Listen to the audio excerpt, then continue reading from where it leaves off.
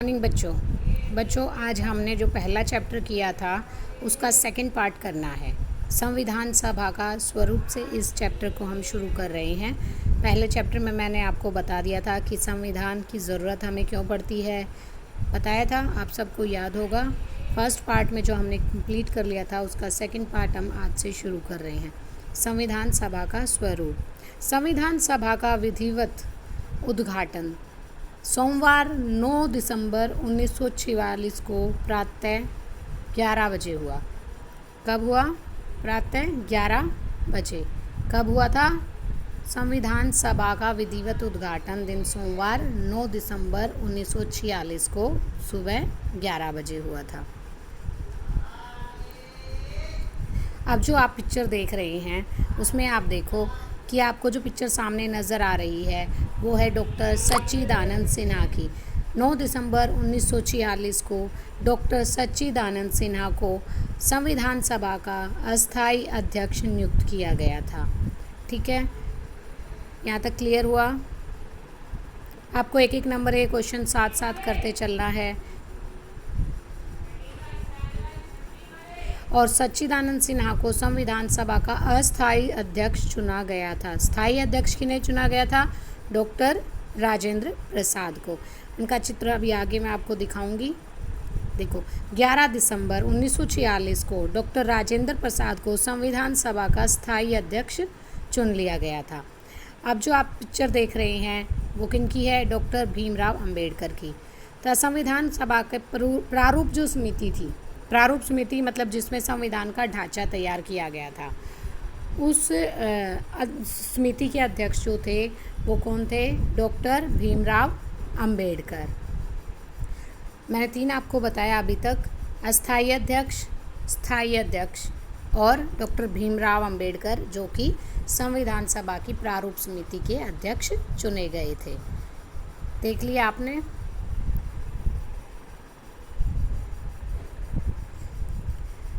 अब 13 दिसंबर 1946 को पंडित जवाहरलाल नेहरू ने संविधान का उद्देश्य प्रस्ताव प्रस्तुत किया।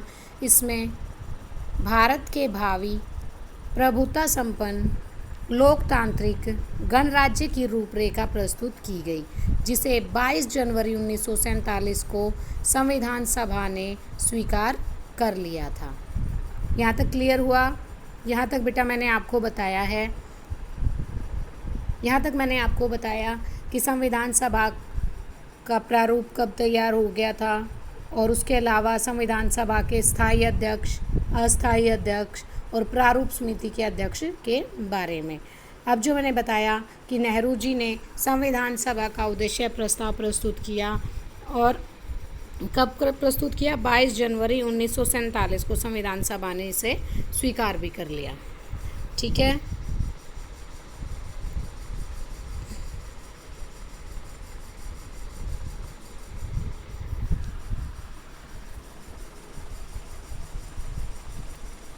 आपको याद रखना 22 जनवरी 1947 को।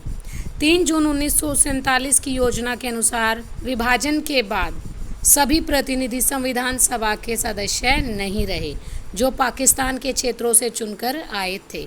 मतलब जो पार्टीशन हो गया उसके बाद संविधान सभा के जो सदस्य पाकिस्तान के क्षेत्र में चले गए थे वो अब संविधान सभा के सदस्य नहीं रहे थे। यहाँ तक क्लियर हुआ?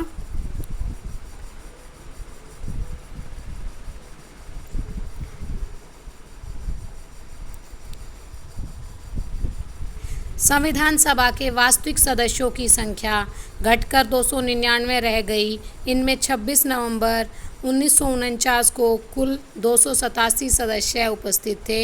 इन्होंने ही अंतिम रूप से संविधान पर अपने हस्ताक्षर किए थे। जब संविधान पारित हुआ था उस पर 284 सदस्यों ने, जो उस टाइम संविधान सभा में उपस्थित थे, उन्होंने हस्ताक्षर अपने किए थे।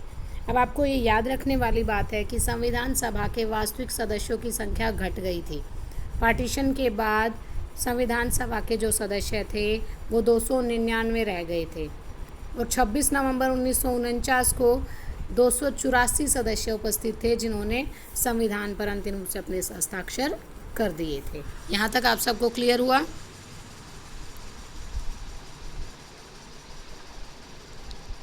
अब आता है 26 नवंबर 1949 को अंगीकृत भारतीय संविधान में 395 अनुच्छेद, 22 भाग और 8 अनुसूचियां थी।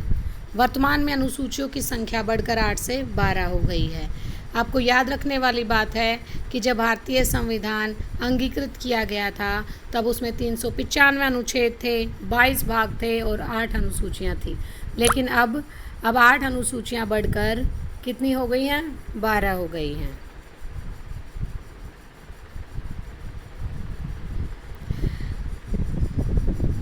अब संविधान को बनने में 2 वर्ष 11 महीने और 18 दिन का समय लगा। आपका क्वेश्चन आता है कि संविधान को बनने में कितना समय लगा। आपको लिखना पड़ेगा 2 वर्ष 11 महीने तथा 18 दिन का समय संविधान को बनकर तैयार होने में लगा था। कुल बैठकें कितनी हुई? 166 बैठकें हुई थी। 26 नवंबर 1949 को अंगीकृत भारतीय संविधान को 26 जनवरी 1950 को विधिवत रूप से लागू कर दिया गया था। यहाँ तक आपको क्लियर हुआ? कब बना, कितना समय लगा, कितनी बैठकें हुई, कब अंगीकृत हुआ और कब संविधान को लागू किया गया। ये 4-5 क्वेश्चन आपके इसी टॉपिक से आ रहे हैं। जो मैंने स्लाइड आपको सामने दिखाई है इसमें से देखो आपके छोटे छोटे क्वेश्चन बन रहे हैं। संविधान को बनने में कितना समय लगा, कितनी बैठकें हुई, कब अंगीकृत हुआ और कब लागू किया गया था। यहाँ तक सबको क्लियर हुआ होगा। अब हम आगे चलते हैं।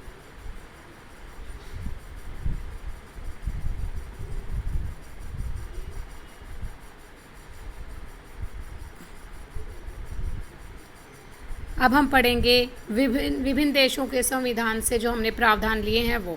भारतीय संविधान को उधार का लिया हुआ संविधान भी कहा जाता है, क्योंकि भारतीय संविधान में जिन देशों से अलग अलग हमने रूल्स लिए हैं वो सब अलग अलग प्रावधान हमने अलग अलग देशों से लिए हैं, और अलग अलग देशों से जो प्रावधान हमें अलग अलग संविधानों से अच्छे लगे उनको हमने अपने संविधान में मिलाया है। इसीलिए इसको उधार का थैला या उधार का संविधान भी कहा जाता है। ठीक है, अब हम पढ़ेंगे ब्रिटिश का संविधान। उससे हमने क्या लिया, ब्रिटिश संविधान से हमने क्या लिया है वो हम इसमें पढ़ेंगे। अब सर्वाधिक मत के आधार पर चुनाव में जीत का फैसला। आप सबको पता है कि हमारे यहाँ क्या होता है कि जिसको सबसे ज़्यादा वोट मिलते हैं वो चुनाव में विजयी घोषित कर दिया जाता है। ये प्रावधान हमने ब्रिटिश संविधान से लिया है। सरकार का संसदीय स्वरूप हमने वहाँ से लिया है। कानून के शासन का विचार हमने ब्रिटिश संविधान से लिया है। उसके अलावा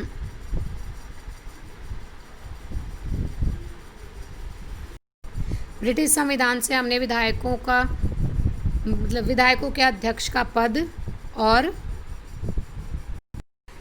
उसकी कानून निर्माण की विधि को हमने ब्रिटिश संविधान से लिया है। अब मैं आपको बताऊंगी कि अमेरिका के संविधान से हमने कौन कौन से प्रावधान लिए हैं। मौलिक अधिकारों की सूची, संविधान की प्रस्तावना, ये हमने अमेरिका के संविधान से लिया है।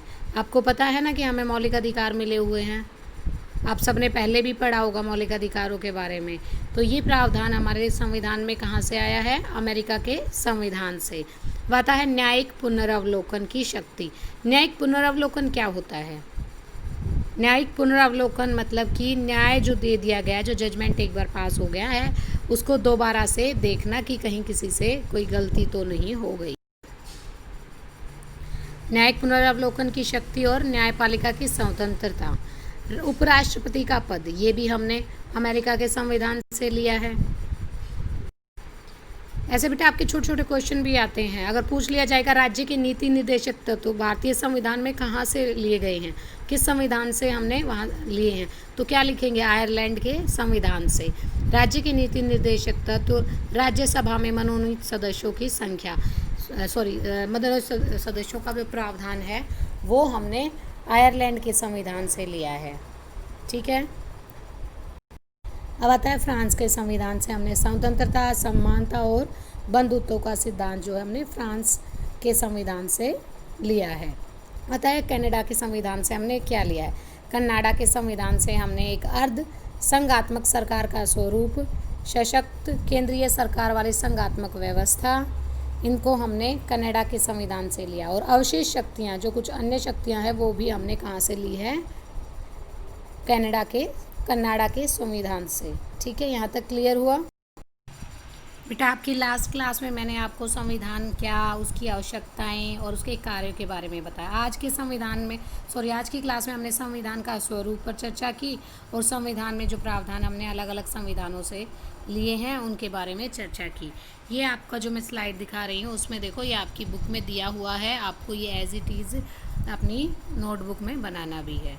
ठीक है, आज की क्लास इसी के साथ हम खत्म कर रहे हैं। आपका फर्स्ट चैप्टर हमारा कंप्लीट हो गया है।